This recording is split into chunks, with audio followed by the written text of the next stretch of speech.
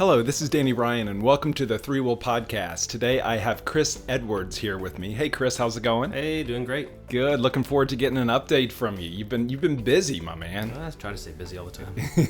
Try to. Keeps you out of trouble, right? Yeah, hope so. Hope so. How are the puppies? They are all adopted except for one. We've decided to adopt one. Keep one. Very nice. Very nice. It was a struggle trying to get a name figured out, but we finally got one. What's the name of the? Sheldon. Sheldon sounds kind of formal. You dress him up in polos or something? Exactly. So let's get to it. I wanted to get an update on, I know you've created a trial version of the Migrator tool. Right. And I just wanted to get an overview of what that is, Okay. and just sort of catch up on things. I know you've been working on a video as well of what Migrator does, and a little demo for me, and just sort of catching up with you as far as what things you've been up to lately. Yeah. So Migrator, it is basically it's the kind of initial kind of visual interface that allows someone to just kind of download it. They want to see how large their Jive environment is. We typically work in terms of number of places. And when I say number of places, so in Jive, there's several different kinds of places. There's the concept of a space, concept of a group, concept of a blog, and a concept of a project. So we just call all those places, just to kind of have a generic term for them. Okay. So what we do is one of the first things we do in a migration is we do an inventory check. We basically pull all of the different number of places and then a basic kind of hit on the content. Well, to have that initial conversation, it's kind of hard to know how big a customer is. So the Migrator utility in its current state doesn't actually migrate content. It's not what its intention is at the moment. We'll talk about that in a minute. So the trial version of it, just Exactly. goes out and does these counts for you, and just get. Yes. Yeah. Okay. It's designed to be super simple. All it's trying to do is gather your Jive instance URL, basically what you use to get to Jive. Okay. And a username and password that, in this case, the username should have access to all the different places that we need to find. Okay. So typically, it doesn't have to have write access. Just read access. Just to read those. access. Okay. It needs to be able to kind of use the API in the behind the scenes and actually get hold of the places themselves. Okay. And then what it does, it goes off, it does this magic behind the scenes, it pulls all the details, and just reports a summary. And Nice. It allows, it's just allows that conversation, to be very clear in terms of when we are looking for the number of places, looking for a size of what you guys, what a particular Jive environment has. Yeah. We have a clear talking point and clear kind of common denominator to work off of. It's partially, it's kind of funny because when we were talking about doing pricing based off of places, so many times I say spaces and not places. I'm saying the right word, places. Right. I had some folks prospects who were saying, okay, that's great. How do I find out what that is? And I'll be like, Exactly. and there's not a real place you can go to. I'm assuming in the Jive admin where you can go see. It'll just show you this information. Yeah, correct? there's not a clear way of saying, okay, Jive, how many places are there? And what does that break down? I've not been able to find a clear indicator of that. Okay. So that's what the simple utilities in its current state is designed to do.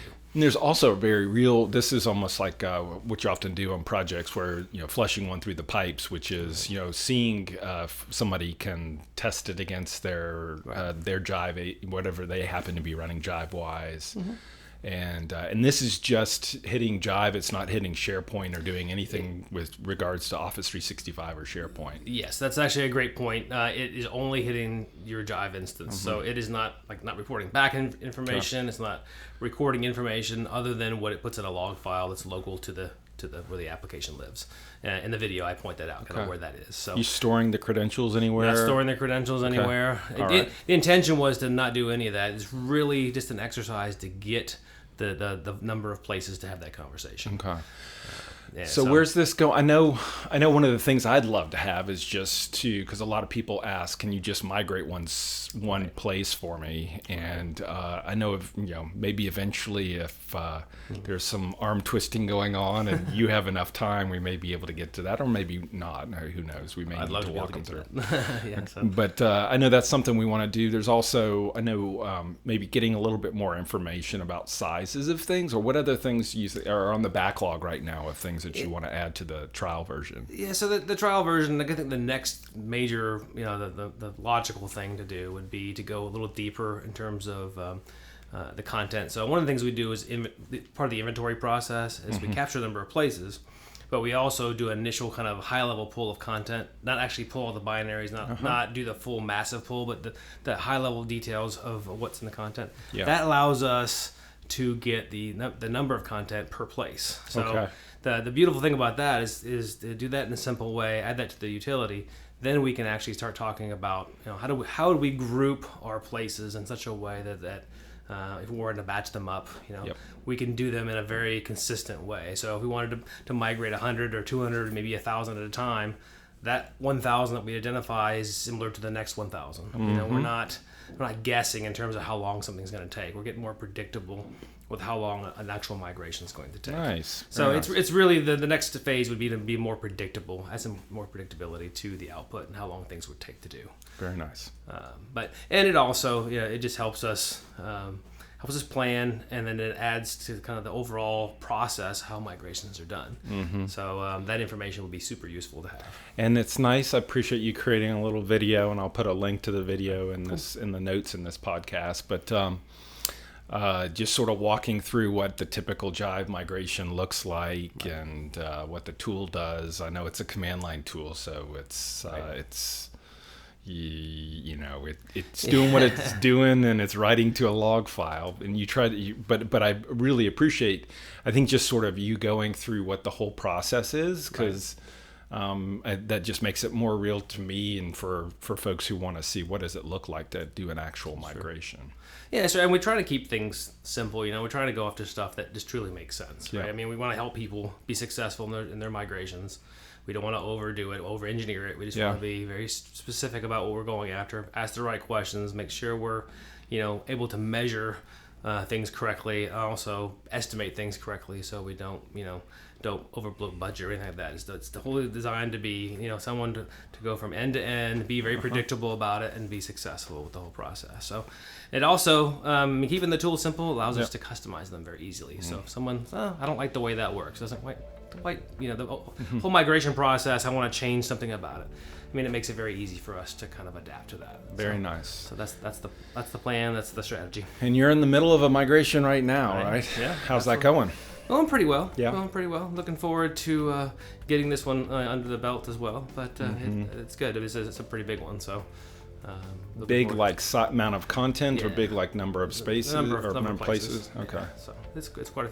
How do you mind me asking? We're actually migrating 2,500, but then archiving over 10,000. So it's nice. It's a fairly large effort. So very nice. So well done. Yeah. Well done. Well, that's it for now. I appreciate these little updates, and continue your hard work. There's lots of people who are contacting us about migrating from Jive to SharePoint and Office 365, and it's amazing what you guys have built over the last couple of years, and cool. It's not just the tool, it's also the whole process and the thought that you guys have put behind this that I appreciate. Yep, and we're also looking at improving how we can really leverage the SharePoint's functionality and what it does. So really trying to change the way we kind of think about, let's just not migrate to a bunch of wikis, and let's just not migrate Jive content. Let's make this content come alive in SharePoint and really take advantage of that. So we're looking at that as well. And I think we've recently seen some of the new UI changes to SharePoint, and some of them smell a little Jive-like, right? They're trying to go a little bit more down that path. So hopefully we're getting more towards moving a one-to-one, and the experience is similar to in SharePoint to what you have in Jive. It's because there's some transition, there's some change right now, and hopefully we'll see Office 365 continue to improve the whole UX experience, and then getting the content over. Everybody will be happier with that improved experience. So. Absolutely, looking forward to seeing that continue to improve. All right. Well, thank you for taking the time to do this, Chris. All right. Thanks. All right. Thank you, everybody, for listening. Have a wonderful day. Take care. Bye-bye.